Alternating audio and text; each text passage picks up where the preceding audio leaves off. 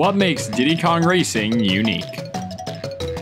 Rare on the N64 were the pairing that made the console what it is. Suffice it to say that the Rare titles for the system were practically more popular than the first-party titles. When comparing kart racers, Diddy Kong Racing was more memorable than Mario Kart 64. Mario Kart may have sold better, but it was lost in a sea of sequels, while Diddy Kong Racing is still fondly remembered as an N64 classic. Released worldwide in November 1997, Diddy Kong Racing instantly became a must-have for the N64. It seemed like every owner had this title in their collection, and it was a great game for playing with friends or even just completing in the one-player modes. What makes Diddy Kong Racing unique is its balance of difficulty and variety that makes it an exciting game for younger audiences, but challenging in a way that keeps the excitement going for older, experienced players.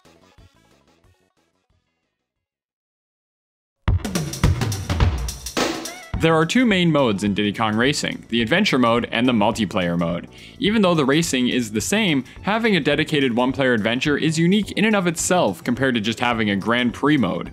The adventure mode adds this progression and flow to playing the game. Around a hub world, there are worlds to visit, such as Dino Domain and Snowflake Mountain, just to name a couple. Each world contains 4 tracks, a bonus game, and the best part, a boss battle. After scoring first place on the 4 tracks, the player is invited to challenge the boss of the area. Boss battles are simply a point A to point B race, but easier said than done. These characters put up a real challenge, as even their bodies themselves are an obstacle. After defeating the boss, he offers the player a new challenge, to re-race the 4 tracks, but with a new added challenge of collecting 8 silver coins and still getting first place.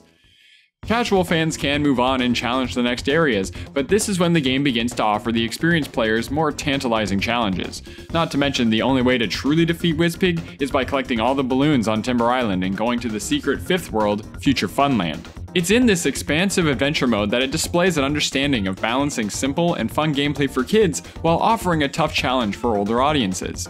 Players can replay the entire game and play Adventure 2, which is the entire adventure mode mirrored and even more challenging. The heartwarming part is the presentation. The game has a lighthearted, friendly environment throughout the entirety of the game. Even during the nostalgic boss dialogues, they're not trying to act intimidating or aggressive. They tell the player, "Well done!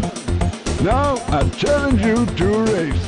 They're testing the player, giving the game this sense of fulfillment and progression when they receive congratulations for winning, not just defeating the boss because they have to.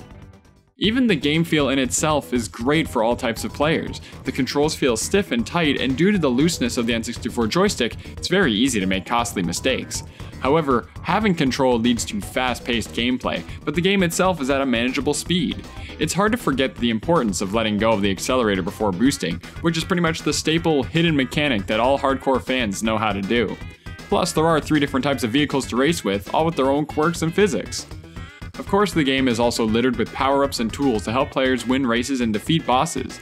Mastering these tools and mechanics, as well as using them all to win, is satisfying for the player. Once experienced players take on the increasingly difficult challenges, the feel-good moments wash over the player for achieving a legitimately tough challenge that took countless retries. Even beyond the multiplayer, which is practically required in any kart racer, Diddy Kong Racing set a precedent of kart racers. Having a one-player component is what makes a game last the test of time, and all the wonderful mechanics that make the one-player great are just enhanced in the multiplayer.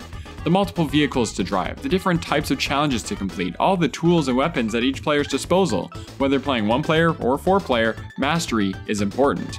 All players can have fun learning the game's simplicity and naturally learning new strategies and shortcuts.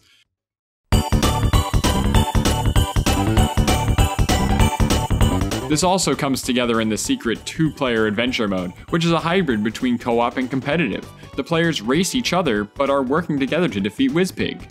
Players even have to take turns defeating the world bosses, which is exciting to see who can overcome the challenge first.